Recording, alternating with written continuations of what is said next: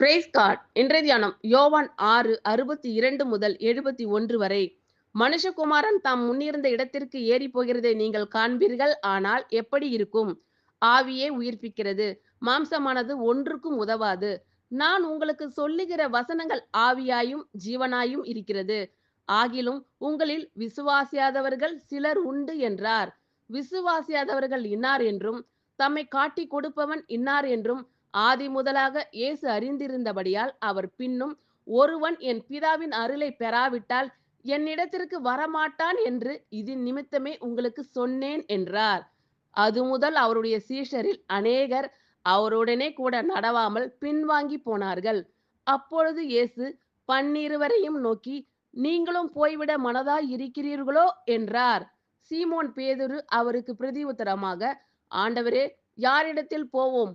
நித்திய ஜீவ வசனங்கள் உம்மிடத்தில் உண்டே. நீர் ஜீவனுள்ள தேவனுடைய குமாரனாகிய கிறிஸ்து என்று நாங்கள் விசுவாசித்தும் அறிந்தும் இருக்கிறோம் என்றான். இயேசு அவர்களை நோக்கி, 12 உங்களை நான் தெரிந்து கொள்ளவில்லையா? உங்களுக்குள்ளும் ஒருவன் பிசாசாய் இருக்கிறான் என்றார்.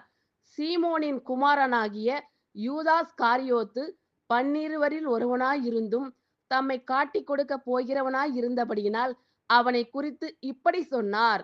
ஆமென். Thank you Lord.